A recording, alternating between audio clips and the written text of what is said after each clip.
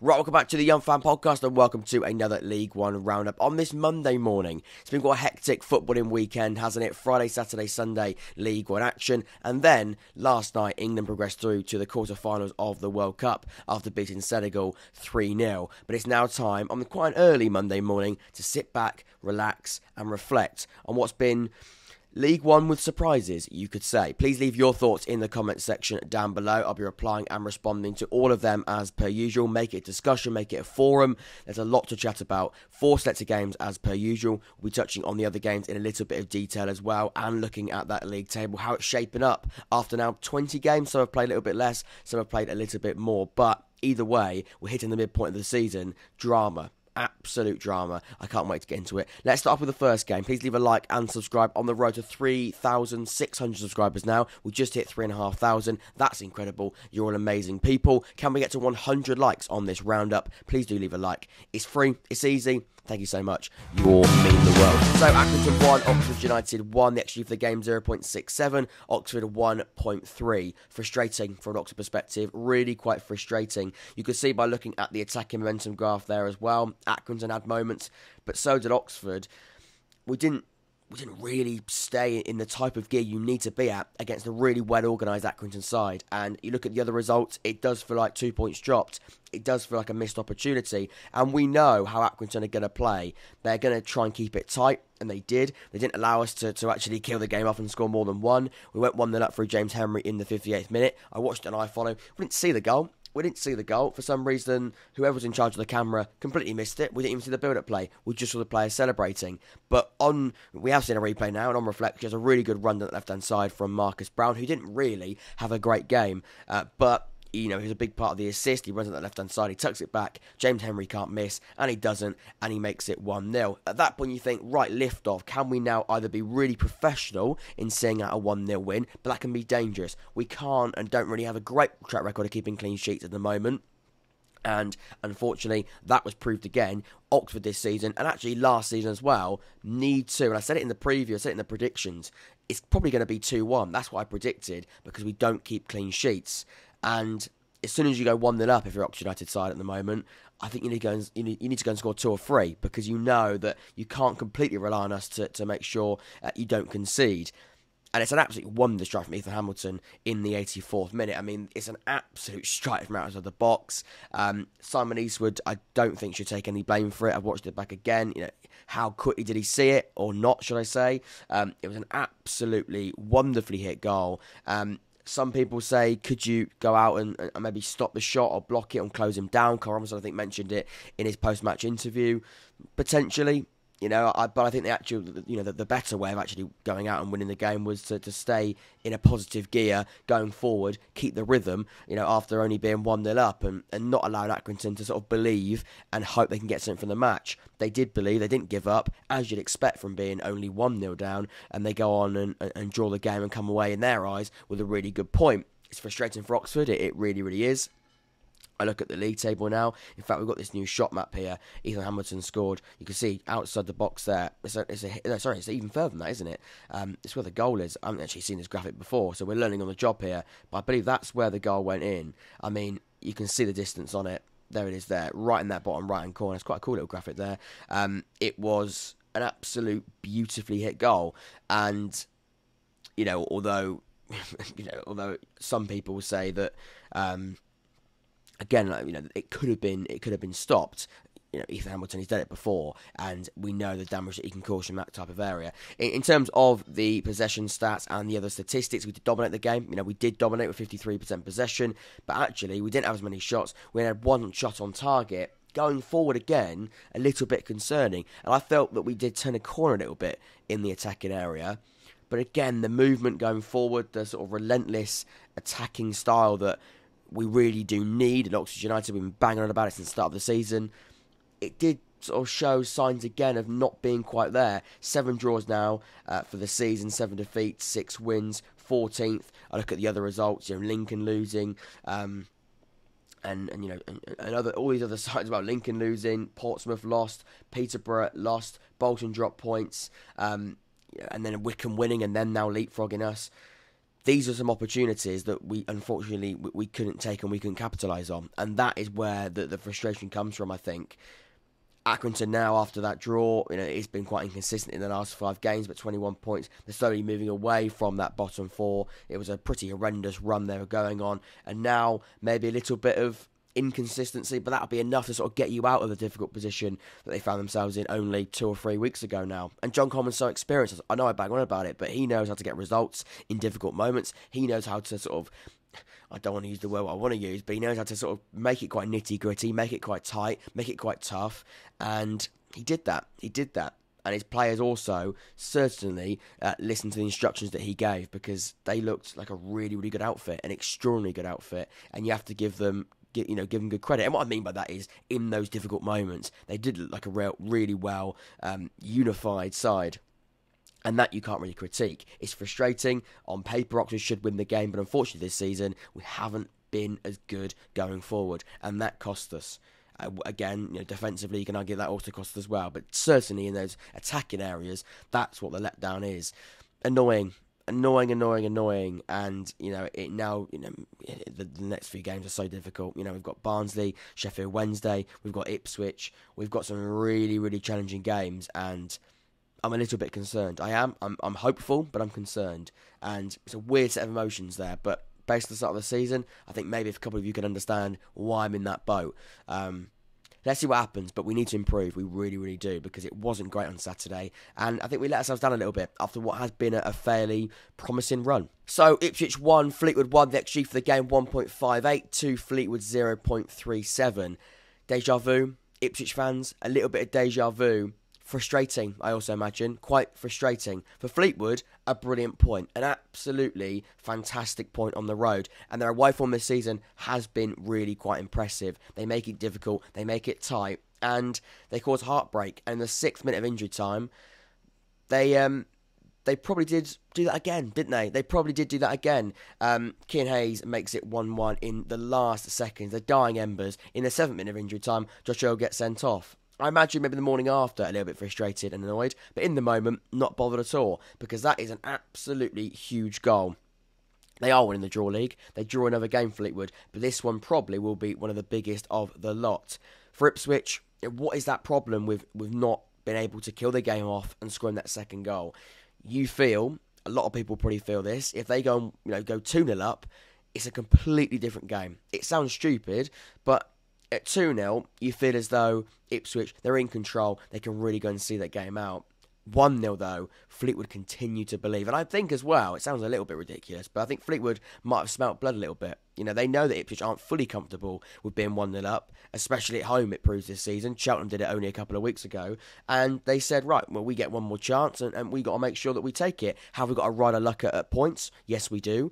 But that's the same as a lot of sides. And against a side of the quality of Ipswich, you're going to have to ride your luck. If you're only going to be 1-0 down going into the last second of the game, you might have to ride your luck a little bit. But that doesn't matter. It doesn't matter because defensively, they stayed strong. And they didn't let the heads go down when they went 1-0 down really early on in the match. 2 minutes in, a corner, Luke Wolfenden. And exactly, I think he scored the goal when they drew to Cheltenham, I believe. It might have been the other game. I think he did score an early goal when they didn't get the result they would have wanted to. And again, they just sort of stayed full of hope, Fleetwood, and they believed they're going to get one more chance, and they knew when it came they had to take it. It happened in the last seconds. They won't care. They come away with a really, really impressive point. And Kieran McKenna will be scratching his head and thinking, how on earth did they win the game? The XG of 1.58 says a lot, doesn't it? They definitely should have scored more than just a single goal. But is it the clinical edge they're missing? Is it lack of creativity? I'd say probably not. 1.58, and you can see in that first half, by looking at the graph here, they did have spells. They were being quite creative. They were on that front foot. Or is it, Fleetwood, were just, actually, look at the last sort of 20 minutes, half an hour of the game, Fleetwood actually, they're in control going forward, and that says a lot. That does say a whole lot. So I don't know. Ipswich fans, Fleetwood fans, let me know. Ipswich in particular, maybe sort of give me your thoughts as to maybe why you can't kill a game off and why you go 1-0 up and you end up not getting the result you wanted during the game and actually before it, and also after as well. That's probably a fair way of looking at it. In Fleetwood, fair play. Away from home once again, absolutely brilliant.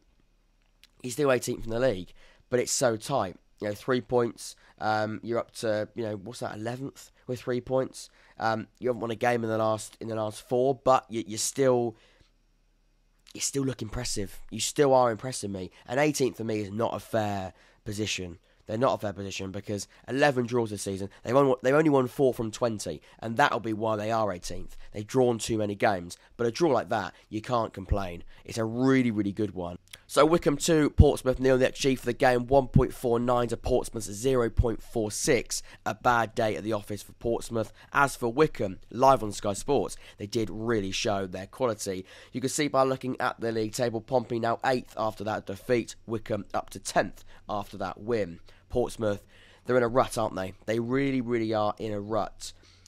A lot of draws coming into this game. They needed to back it up with a win. They weren't able to. They lose the game. And I'm worried for Portsmouth. I'm worried for Danny Cowley and his side. It's not great. Now, more draws than wins. 7 wins, 8 draws, 3 losses. 20 goals conceded, 26 goals scored, 29 points. Now, actually, and this was a side that were comfortably in the top 6 for a large part of the early points of the season, now find themselves 2 points off the top 6. Doesn't sound like much, but the really, really bad run they find themselves on at the moment, it looks like a long way away, those playoff places, to be honest with you. And I watched it, and I was disappointed. I'm not a Pompey fan, but I can see that there's something wrong there. And, I think Tom mentioned it in his video, definitely go and check that out. Maybe stripping it back to basics could be the way forward, but really, it's Danny Cowley playing the side that he wants to play, if we're being honest. I mean, there are some exceptions in there. I'm surprised he didn't go with the 4-4-2, but in terms of the personnel, players are now coming back. Marlon Pack's now back in that side. He's playing with Conor Ogilvie. He's got these players back that have had time away. Joe Morrell after the World Cup has come back into the squad. Josh Karoma's not in the starting lineup, but came in to the side. Look, there are still a couple of injuries in there for sure, but that's a side and a squad there that Danny Cowley feels as though he definitely should be getting better out of. At the moment, he's not, and that playing the 3-4-1-2 to the 4-4-2, he tried a tactical change. Maybe he tries to look at an overload in certain areas. Maybe out wide with the wing backs of Owen Down and Conor Ogilvie playing as sort of wingers/wing backs in that system. Conor Ogilvie more traditionally a fullback, but Owen Down more a winger. But I guess you're going with a more you are going with a wing back in that 3, or should I say 5 if you're looking at it from a more formational and system perspective. But it wasn't good, and whatever formation, whatever system, whatever personnel that he went with during the match and ahead of the game, it didn't work. And something isn't right there. I don't know what it is. I know Twitter, I know Instagram is not always a great place after a game with frustration boiling over, but there's some certain fans in that fan base, in that Pompey fan base, that aren't happy with Danny Cowley at the moment. And maybe there's certain things that they might regret in a couple of weeks' time, but right now, there is a sense of frustration, a real sense of frustration, because this has been going on for quite a few weeks now, and it needs to change, because I was going to say, teams are going to start catching up, but as we've seen, sides like Derby and the teams around them, thankfully, didn't really capitalise on it. Unfortunately, you've got people like Port Vale and Wycombe and even Shrewsbury. Hopefully, other sides, I won't name names, will be catching up and taking the opportunity when it comes. Now Peterborough have lost 3 games of the bounce, and that does kind of help Pompey, but really, they're not happy themselves, and you're not going to clamp the league table with defeats and performances like that. That's for sure, because, whatever people want to say about, teams dropping points at key moments, and maybe the level of League One around that area at the moment not being to a standard that it should be at, and teams will be hoping their team can reach, Portsmouth aren't hitting them either, and that is a big concern. Where they go from here, I don't really know. I'm going on 4-0 Sunday Live tonight, hopefully, so we'll be discussing it, I imagine, with Tom, and he watched the game through the eyes of a Portsmouth fan with his blue tinted glasses on, as he always does, but I think that's what they need right now. They need a little bit of honest opinion. It's not looking great. As for Wycombe, they were absolutely exceptional. Really, really impressed by Wycombe Wanderers. I never like to give Wycombe the praise, but look, it's a neutral channel. It's a neutral channel when we do the roundups, and you've got to give a side like Wycombe absolute credit when it needs to needs to go towards them because they were phenomenal. They were absolutely phenomenal. I thought Anis Mehmeti in that number 10, but like to drift out wide in the right area normally, a lot of the time, was absolutely second to none yesterday. Absolutely second to none. His creativity, his work rate, his dribbling ability, his skill, his actual directness to sort of drive and take players on, work his way in the penalty area, I thought was absolutely wonderful. And he won't be playing. I know they said it on Sky Sports, and I am copying that line, but I agree with it completely. There's a high chance that they're going to find it quite difficult to keep hold of Anis Mehmeti if they don't get promoted, Wycombe, which again it is on. You know, we know what Wycombe are like. They come out of nowhere and they really do defy expectations. But Anis Mehmeti is going to be a player that to keep hold on this season is going to be really challenging. I think they might get away with it in January, but in the summer, I don't know, because he's showing an absolutely brilliant amount of ability, and what he's doing for this Wycombe side is something quite special. And yesterday, he's played an absolutely huge part. The assist for the goal for Gary McCleary was absolutely brilliant, and then the goal in the first half in the 14th minute was also a really, really important goal as well. He was brilliant, and that Wycombe side, that was a Gareth Ainsworth performance, wasn't it? It really, really was. But actually, with a higher XG than normal, which again is also showing that in the attacking areas they're ruthless, and defensively they weren't really posed too much of a threat, if we're being completely frank with you here. But it was 2-0 to Wycombe Wanderers in the game, and Pompey, frustrating. Wycombe, really good win. And, you know, I didn't touch on it too much on the league table, but that win now does see them go with 28 points, go up to 10th. I mean, like I say, Wycombe coming out of nowhere. You can't write off Wycombe Wanderers. And once again, the game, that result could be huge. Absolutely huge indeed. So Plymouth 0, Port Vale 2. The XG for the game 1.54 to Port Vale's 0.96. A side that have won all games at home this season in the league have lost to Port Vale by 2-0. Wow, a little bit of a shock, you could say. A little bit of a shock. And you can see by looking at the attacking momentum graph there as well. Port Vale, they did have some really good moments. So did Plymouth. But Port Vale, they took theirs. They really, really did. They were clinical in that second half. But looking at that first half, Plymouth started the game really, really strongly. Then Port Vale came into it. And then Plymouth sort of saw out the half in control. Second half, sort of opening a few moments of the game, nothing really happened. And then Port Vale, well, they took their chances. 65th minute, Tom Conlon made it 1-0. And then James Wilson doubled the lead in the 71st minute. And within about 6 minutes, the game has absolutely taken a turn for, in Plymouth's eyes, the worst. For Port Vale, I mean, it's something really, really impressive. And that is, I think, the bin lorry. That is an annoying bin lorry. That's loud. And for some reason, we haven't got the formations, but you can see, look at all of these player ratings here. So consistent and so good across the board. From goalkeeper Jack Stevens all the way up to goal scorer James Wilson. They're really, really good, consistent scores. And against a side like Plymouth, who, let's be honest, have been splendid, have been brilliant since the start of the season, you've got to be, from defence through the midfield into attack, absolutely brilliant. And they were. And that level of consistency will be why Port Vale are going to be absolutely fine this season and will continue to shock teams. They shocked Plymouth on Friday night, and this won't be the last time they do it. They've done it before, they've done it on Friday, and they'll go and do it again. Because it's fearless mentality of not being too worried and believing in what they do and not being too fazed by who they're up against will get them so far. And that was proved really, really quite effectively on Friday.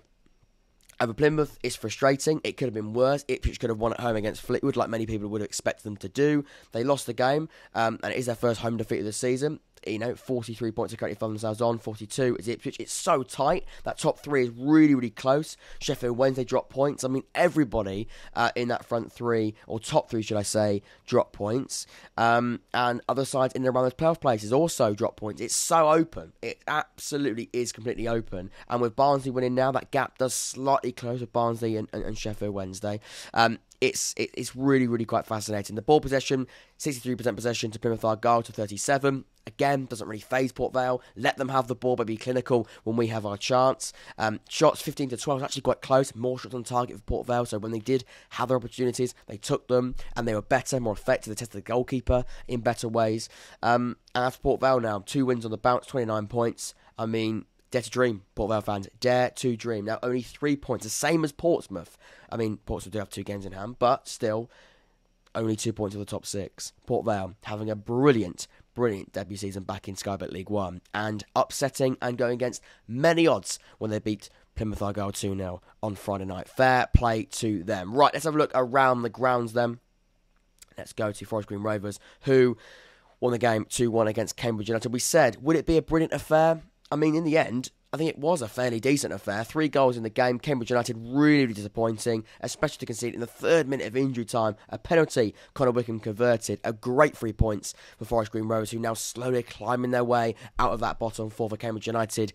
I mean, it's disappointing, isn't it? And that gap of themselves being just outside the bottom 4 is getting annoyingly and worryingly shorter and shorter. Cambridge United, a little bit of concern there. Mark Bonner not enjoying the best of times as manager at the moment. Derby County 0, Sheffield Wednesday 0. Not a great game. Not an amazing game. Teams, both sides having moments, but again, across the board, it wasn't a great spectacle. It wasn't. A little disappointed by that. I said 2-2. I said a scoring draw. A high-scoring draw. It wasn't that. It really wasn't. It was a draw. Not high scoring though. 0-0 between those two sides.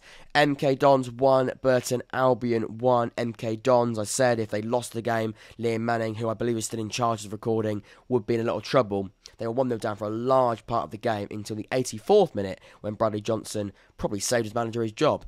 1-1. Rescued a point. It's still not a brilliant point, but you look at MK Dons this season. To be fair, it's not. It's probably not that bad, which is quite concerning. Second half, really much in control. You can see so good in the attacking areas. Didn't let Burton have a sniff, and in the end, they did score the goal that, like I said, that last 45, you say they would deserve. Shrewsbury Town 0, Lincoln City 0. We spoke about Lincoln being really good against the top sides, and for the first time, I think this season, being a side in the bottom half, Morecambe, they go and they break the curse. Very quickly, losing to Shrewsbury 2-0. Shrewsbury never needs a place to go. This season, a really good side. Lincoln, first half, they looked okay for the majority of it. And then, it didn't really happen in the second half, and they lost the game 2-0. But Lincoln, disappointing. That run, that momentum they were building, the rhythm. Maybe they were going to be the side that shocked people. They let themselves down a little bit, you'd say, against Shrewsbury. Not the result they would wanted, but Shrewsbury, a really, really good win indeed. I believe that's everyone on that page. And then finally, on this one, Peterborough, easily could have spoken about this game, by the way. Peterborough 1, Barnsley 2. For Peterborough, the run is getting worse, really. 3 defeats now on the bounce. Grant McCann, who got Manager of the Month, I think, it was in the month of, was it October, he won that award. They looked really good. November wasn't great, and the start of December hasn't been much better. Barnsley, though, a really good win. Michael Duff, we spoke about the growing pains now, maybe slowly easing away, and now real sense of positive momentum growing. That's happening, and that continues on the road against Peterborough United, who are a bit of a playoff rival. Both sides have got relegated from the Championship last season, have the ambitions to get back in that division. It's a bit of a grudge match between those two sides. Barnsley, away from home, are on top, 2-1, a brilliant result for them. Bolton Wanderers 1, Bristol Rovers 1. Not great for Bolton, really. It does feel like 2 points dropped, you'd say. First half, fairly equal. Second half, certainly or Bolton, you would say they deserve to get something from the game, and they do. Dion Charles, very late on. Lots of late goals in League One this weekend. For Bolton, though, yeah, it could have been better. It could have been worse until Dion Charles saved them in the last seconds. But 1-1, it is frustrating, I imagine a little bit frustrating. Bristol Rovers, though, it's a good point, but it could have been even better if they'd stopped that last chance that Dion Charles was able to convert. And finally, no, we've got one more after this. Morecambe 1, Exeter 1.